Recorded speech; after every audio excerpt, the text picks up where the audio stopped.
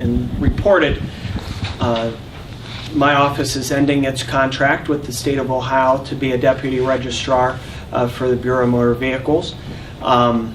This is transitioning actually this weekend from county owned to privately owned. So we'll close for business on Saturday as we regularly do, and after the holiday weekend the new owner will take over. Most of the property that is on that site is not county property. It is all state property. When the computer terminals that you see, the cabling that's underneath, the printers that are on the desk, the license plates, everything is owned by the state and assigned to us. So most of the things up there are not ours. Things that do belong to us that are in part noted on here are chairs in the lobby, adding machine, trash cans, frames around all the required posters that we're required to have posted that come to us from the state. There are things we're bringing back, some desks, computers, things that are of greater value to us. The things that are being left behind are largely those items that are beneficial to the going forward concern, that just help the guy out who's coming in, so he doesn't have to go buy a new frame to go around, or a trash can to go under the desk, things like that. So the security system is staying. That's probably the biggest ticket item that's on there. We share one actually with the title office. It's all wired together. We have 8 or 9 cameras. The title office, which is right next door, has 3. Nancy's keeping her 3. Everything will be wired separately. We're actually giving her we'll transfer the DVR box that runs the security system to her.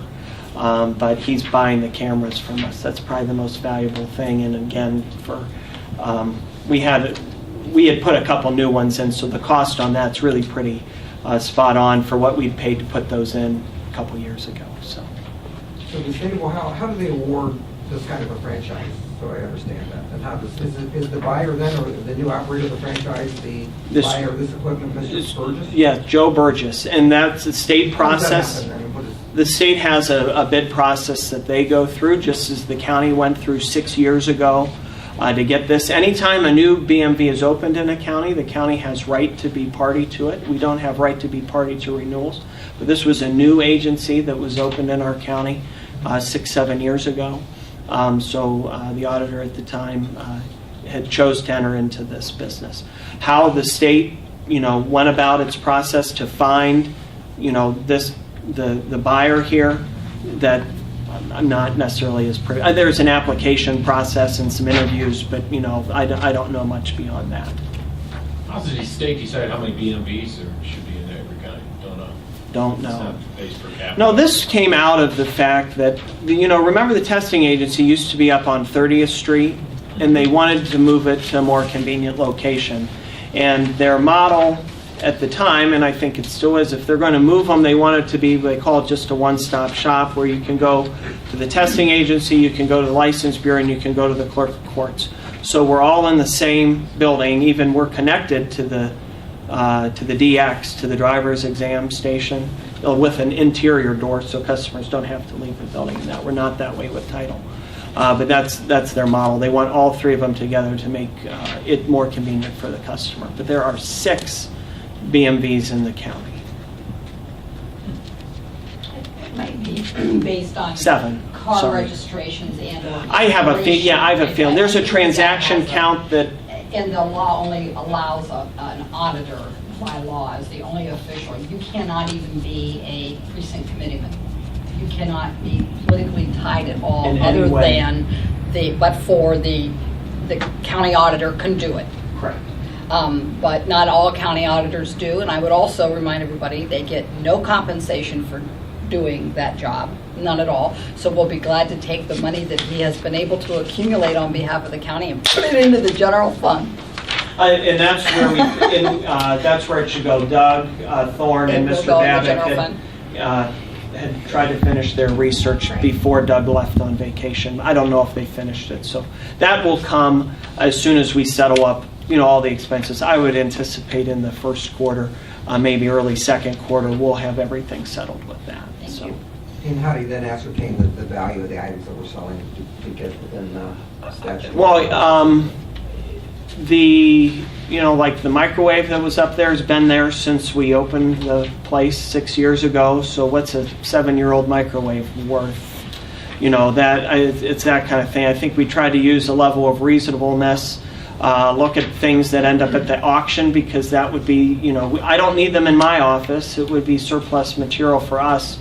So these things would go down to the office. We have, the lobby chairs, 7 years sitting in the BMV lobby. They're not quite as nice as these chairs that Mr. Nichols and others are sitting in each year. I'll give you $51 for the fridge. Well, the other part is, and truthfully, we balance it against, it's not a very big refrigerator, but, we have to balance it against the cost of getting it out of there, too. There's a, so. It'd be a nice anniversary gift for my wife. So again, we try to be, we have a newer copier scanner that's coming back to the office. The PCs that were owned by the IT department are coming back to the office. Certain desks and other things are coming back to the office again. Tried to be fair, recognizing that that all this stuff was coming from the BMV and probably going right down to storage into the auction afterwards. So. Any additional questions? We then have a motion and second to approve the contract of sale, the sales agreement that is set forth before us. Is there any additional discussion? If not, all in favor? Aye. Aye. Motion carries. Thank you.